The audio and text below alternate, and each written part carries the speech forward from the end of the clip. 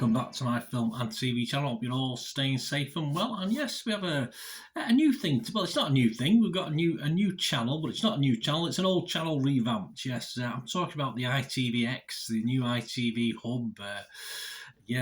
Unless you've got a fairly recent TV, I can't get it on my smart TV. It's not. It is a smart TV, but it's that old. I can't get it anymore, so I have to rely on my laptop now to get it. Unfortunately, it's of course the new ITV player, isn't it? So a bit disappointing, but I did manage to watch this on my laptop anyway. And it's a special series made for that new channel, and it's of course A Spy Among Friends is the thing I'm looking at. A 6-episode mini-series from about 50 minutes to 55 minutes that was available from Thursday, December the 8th. So please, if you are new to this channel, please push that subscribe button, push the bell notifications. And if you're pushing buttons, or if you've already pushed those buttons, push that like button as well, that thumbs up button. It'd be much appreciated if you can do that for me as well. That'd be wonderful. I do these TV drama reviews, film reviews, information vlogs, lots of different things. Yeah, it's an 18 certificate. I'm not overly sure why, in fairness. I think a 15 certificate for this would have been adequate, even a 12. It's based on actual events, of course, although some of it's made up, as is the norm with this sort of thing. It's a British espionage thriller starring Guy Pearce and Damien Lewis, yes, in this one. And it's based on the book of the same name by Ben McIntyre. So if you've read the book, I've had a couple of people say it's a good adaptation. And it's adapted for TV by Alex Carey. What are people thinking? Well, the Rotten Tomato audience, only a 40% positivity, so not great on that one. I'll give you my views at the end of this, of course. Internet Movie Database, they're a bit happier with it. Excuse me, a bit of all this cold weather we're having. I'm recording this, a bit of a bad cough back. Yeah, it's about 360 reviews. It's averaging 7.2 out of 10 on Internet Movie Database. So, pretty good. That sounds good. And of that, 87% of the people who left a score or review were positive. So, all bodes well. And what's it about? We know it's an espionage thriller. Well, it's all set on actual events, of course, and it's England in 1963. Yes, yours truly was 3 or 4 years old, depending what month we're talking about. And Nicholas Elliott, played by Lewis, works for MI6, an intelligence officer who is left, left in turmoil when he learns his close friend and colleague Kim Philby, played by Pearce, has been secretly working as a double agent for the KGB and has defected to the Soviet Union. So that's all the basis of it. It also stars Anna Maxwell Martin as Lily Thomas, who actually didn't exist in real life. She's been put in there for dramatic influence, dramatic license, if you like. Adrian Edmondson stars as Sir Roger Hollis, Stephen Kunken as James Jesus Angleton. Jesus, probably Jesus, I'm not too sure. I'm so used to saying Jesus. Nicholas Rowe as Anthony Blunt, Edward Baker Julie as Ian Fleming, yes, old James Bond fame, Anastasia Hill as Flora Solomon, Radoslav Kame as Konstantin Dmitrich Volkov. And the critics, well, the public, a bit mixed, aren't they? Rotten Tomatoes and Internet Movie Database. The critics like it. Rotten Tomatoes, an 88% positivity. I've got no breakdown of how they've got to that, but that's the score. And the Metacritic, the other site we look at, just 4 critics scored it anywhere between 60 and 80, and it averages 67%. So there's 1 positive, 3 mixed, and 0 negative. So not a total disaster, but not exactly a glowing report, is it? Rebecca Nicholson from The Guardian here in the UK, she gave it 60 out of 100 and said, perhaps it suffers from an unfortunate comparison with another recent series adapted from a McIntyre book, SAS Rogue Heroes, which channels its fascinating history lesson into something far more vivacious and entertaining. This is all very fine and elegant, but it's lacking in charisma. Yeah, I would have to agree with Rebecca's statement there.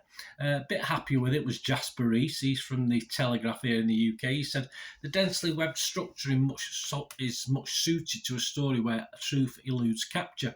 The viewer's proper attention is called for and can be freely given in part thanks to the performances so punctilious and finely wrought that it doesn't seem to matter that Pearce is required to cover 30 years and Lewis 20. Yes, a little bit of aging in this, but it's not obvious, which does cause its problems of its own, but we'll talk about that in a minute. Yeah, so quite positive.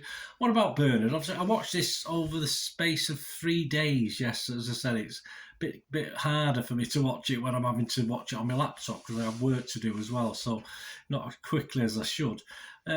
Probably a good thing. I don't think it's the greatest binge watch in the world. It is a little bit laborious in parts, I thought, and I don't mind a wordy film. I don't mind a lot of stuff where there's not a lot going on. I'm not a big action film fan, as you know, anyway. But yeah, I found this quite a difficult watch, even watching in little segments of an episode and a half, or perhaps 2 episodes in one go. And it is, for me, it's not a spy thriller, that's for sure. It's more a spy drama because thrills are very few and far between.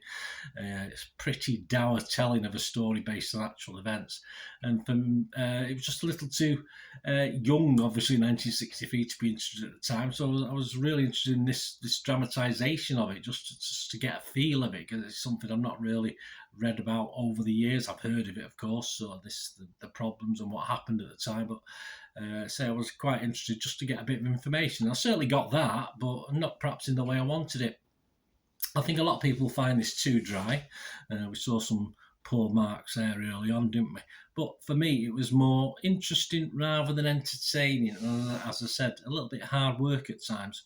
They have a lot of time shifts and flashbacks, and you have to be 100. If I watch any of my reviews, I do sometimes watch something in the background. This isn't the sort of thing you can watch in the background while you're doing other things, because there's lots of time shifts and flashbacks. And as I said, even though the guys are aging and they're set in different areas, it can be a bit confused as to what time they've gone to, what period it is, when it is. Literally, there's nothing on the screen to tell you, there's nothing to say a date on it or anything like that. So you have to be really at it to keep a gist of what's going on. It can be very, very confusing. Very darkly filmed, which is in line with the times, of course. 50s, 60s, not too much glamour, post-war stuff. And that's fair enough. That adds to the watchability and the realism of it. Sometimes it's a little bit garbled as far as words are concerned. When you're trying to listen, you have to listen very carefully to what's being said.